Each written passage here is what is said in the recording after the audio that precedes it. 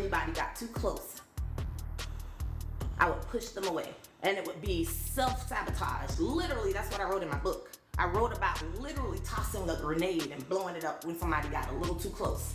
Too many people think going to therapy means something's wrong. That's right, Pam. And you have an aura. My son said that to me yesterday, y'all. Aura. My son stopped by, y'all. He gave me a good little pep talk. I love my baby. He's 22, but he is so insightful. I was telling my brother this morning, I'm like, I don't know where that joker come from sometimes. He was so good yesterday with Sham. Excuse me, just kind of, you know, we had a little heart and he stopped by. And it was just really good, though.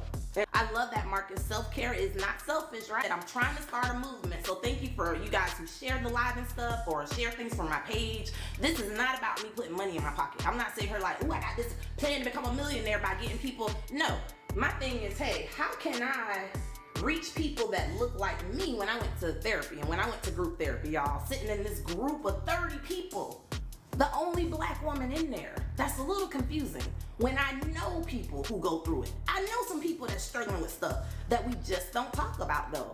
No one's willing to raise their hand and say, hey, actually, I went through that. What happens? Everybody just jump on them and judge and blame them. And I never claimed to be a victim, y'all. I never said I was an alcoholic because my husband did. No, I owned it. I got out there and I was like, you can't beat them, join them.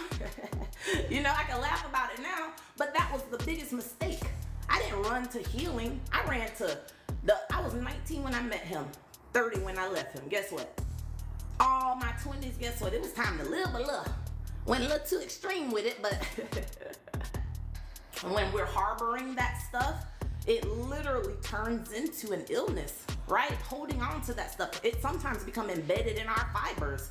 And I wrote about that in my book, y'all. I talked about how deep my pain was. I was pouring that alcohol trying to reach a pain that I would never reach that way. I was never gonna get to that pain that was there since childhood, you know, but I hadn't taken the time to do the work. And a lot of people, you know, I talk about healing on here because the promoting positive mental health, I have this view or vision of people healing and relationships healing, right? Not just marriages, not just whether you're in a romantic relationship, but fathers and sons, mothers and daughters, fathers and daughters, sons and moms. Like, I just envision, because if you do the work and we start talking, because I grew up in a house, y'all, 5 kids, 2 parents. There was a dictatorship, right?